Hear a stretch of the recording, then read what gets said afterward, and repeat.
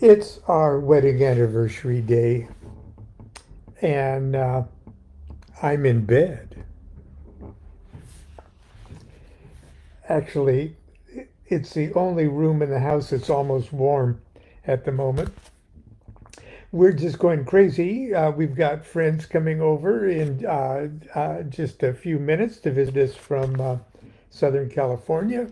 And tonight we're joining the folks at 418 Oasis OTO for a nice little dinner just right down the street at our famous favorite Nepalese restaurant, and so it's a pretty happy day. But Constance is going to come marching through here with the laundry here in a moment. But I just want to say hello and read you a couple things concerning marriage, and I've shared this with you before, maybe even last year this time, but it's from Ask Baba Lon, which is a collection of letters and my answers back to people over the years, and a couple of them concerned matters of sex magic and ethics and um, monogamy versus promiscuity or or just whatever. Uh, and so I was going to share one little thing here, uh, especially because the OTO, uh, is uh, the custodian. Well, here's what it said. Even though the OTO is the custodian of a magical secret that at one level is of a sexual nature, any application or practice of that technique on the part of its members must take place on a purely private and personal basis, completely outside the official knowledge or scrutiny of the order, its officers, or its members. In other words, the sex life of an OTO member is and remains entirely a personal matter, as it should apply to everyone, period. Try to keep in mind that the OTO is first and foremost a thelemic order. The prime directive is there is no law beyond do what thou wilt. It would violate the prime directive if the order were to suggest a person do anything against his or her will.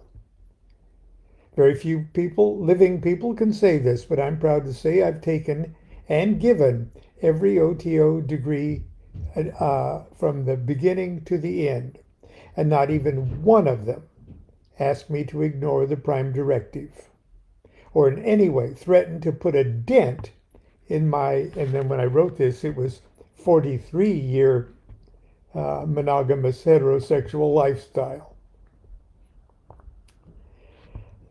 So now I could say that the 56-year. Not that anyone has to be a monogamous or a heterosexual or any other thing, but I think you get the picture. I hope this has been helpful. And then there's a couple other things, but I wanted to talk about marriage. And I put up a Peter Cook famous scene from Princess Bride today on my Facebook, where you go, marriage brings us all together. Marriage. And while we're speaking of marriage and monogamy and all that, Babylon has for a number of years been legally empowered to marry couples. Maybe I've married Maybe I married you. This is something he really enjoys doing, especially for friends. Once upon a time, a young man and woman came to the home of Baba Lon and St. Constance and said something like, and of course I'm giving total poetic thing here. This is 80% fantasy, okay. Baba Lon, we are in love and have come to ask you to marry us. But even in our joy, we have fears. All around us we see the sadness and strife of unhappy couples. Most marriages today end in bitter divorce. The newspapers are filled with terrible tales of jealous lovers who beat and kill one another. We read that more pregnant women are murdered by the fathers of their children than die of any other cause. These atrocities committed in the name of love make us reticent to take the marriage vows. Babylon, you and St. Constance have been married for many earth years. We observe you to be happy. You make each other laugh. You touch and hug and speak with joy about your son. What is the secret of your love? What wisdom can you share with us at the beginning of our journey together? What must we do to be as happy as Babylon and St. Constance? I hear someone coming. Speaking of St. Constance. Happy Lon's anniversary, everyone! I'm taking laundry outside, and it's freezing cold. No, it's not freezing. It's 49 or something. 49. That's pretty cold. And we've got the little space heater on in here. And the turtle is watching. She won't let me turn the camera around, but that's right. But she's always right, and I'll talk about that in just a moment. I'm coming back into the store to bother you too, and after I get this. Okay.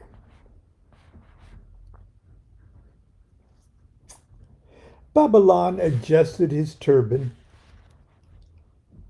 and looked at St. Constance as if silently asking permission to speak.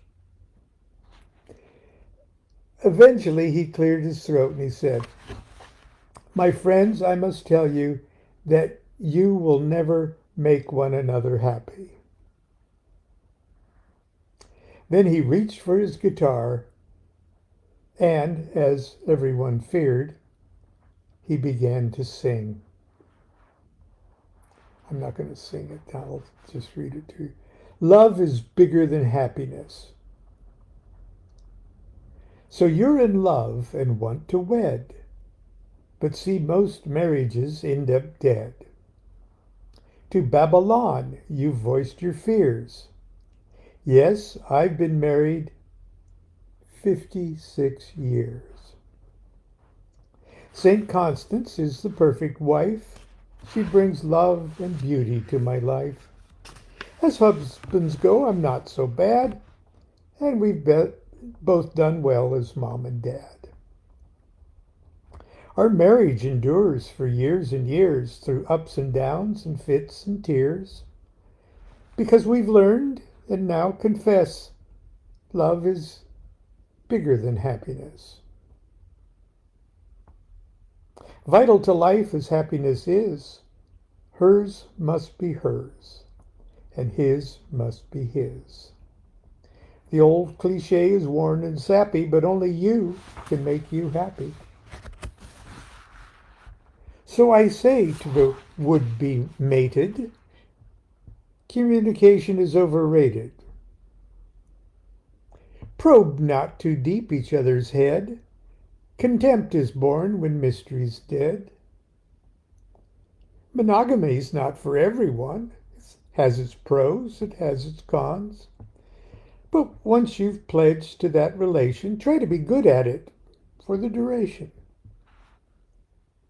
Be not too quick to throw in the towel.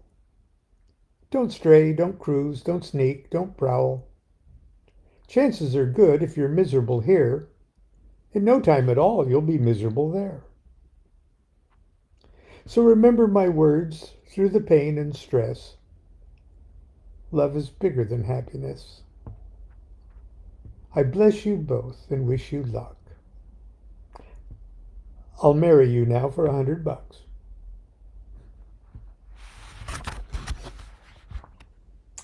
A few years back, I had the honor of officiating at the wedding ceremony of our son, Jean-Paul, and his lovely bride, Miwa.